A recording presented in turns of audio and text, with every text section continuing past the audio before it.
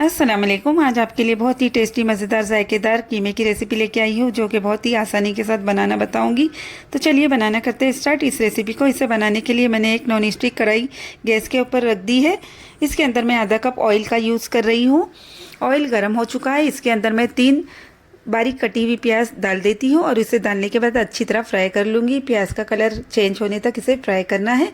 प्याज का कलर हल्का सा चेंज होने लगा है। इसके अंदर मैं डाल देती हूँ 1 टेबल स्पून भरकर अदरक लहसुन का पेस्ट। इसे डालने के बाद इसे स्मेल खत्म होने तक मिक्स करना है।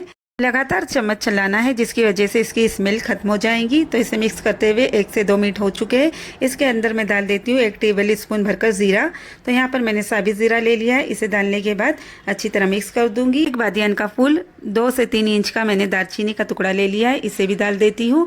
सभी चीज़ों को डालने के बाद मैं अच्छी तरह मिक्स करूँगी और फिर कुछ सेकेंड तक इसका फ्लेवर आने तक इसे मिक्स करती जाऊँगी। 1 टीस्पून इसके अंदर हल्दी डाल देती हूँ। हल्दी की स्मेल खत्म होने तक इसे मिक्स करना है। सभी चीज़ों को मैंने अच्छी तरह मिक्स कर दिया है। इस तरीके से लगातार चम्मच चलाना है। 500 ग्राम मैंने कीमा ले लिया है, इसे भी इसके अंदर डाल देती हूँ। इसे पहले मैंने अच्छी तरह वॉश कर लिया था और इसका पानी निकाल लिया है। इस तरीके से डालने के बाद उसे अच्छी तरह मैं मिक्स करूँगी और लगातार चम्मच चलाना है, जिसकी वजह से इसके अंदर जो लम्स है वो नहीं बनेंगे। एक मीडियम साइज़ का टमाटर ले लिया था मैंने, उसके छोटे छोटे पीसेस कर लिए हैं, उसे भी इसके अंदर मैं डाल देती हूँ। सभी चीज़ों को अच्छी तरह मिक्स करूँगी। टमाटर को सॉफ्ट होने तक मिक्स करना है। इस तरीके से 1 से 2 मिनट तक इसे चम्मच चलाते जाना है। यहाँ पर सभी चीज़ों को मैंने मिक्स कर दिया है। ये बहुत ही अच्छी तरह मिक्स हो गए हैं। इसके अंदर मैं 1 टेबल स्पून के करीब नमक डाल देती हूँ। नमक आप अपने टेस्ट के अकॉर्डिंग ही यूज़ करें। इसे मिक्स कर देती हूँ। यहाँ पर मैंने सभी चीज़ों को अच्छी तरह मिक्स कर लिया है। अब इसके अंदर मैं पानी डाल देती हूँ। तो यहाँ पर मैंने 1 कप पानी ले लिया है। इसे इसके अंदर डालने के बाद अच्छी तरह मिक्स कर दूँगी। मैं कढ़ाई की लीड लगा लेती हूँ और इसे कवर करके 15 से 20 मिनट के लिए रख देती हूँ स्लो फ्लेम पर। तो यहाँ पर 20 मिनट हो चुके हैं। देखिए पानी भी ड्राई हो चुका है। इसे अच्छी तरह मिक्स कर लेती हूँ। ऑयल भी सेपरेट होने लगा है। इसे फ्लेवर देने के लिए कुछ पाउडर मसालों का यूज़ कर रही हूँ। 1 टेबल स्पून मैं कश्मीरी लाल मिर्च पाउडर डाल देती हूँ। 1 टेबल स्पून हरा धनिया पाउडर यूज़ कर रही हूँ।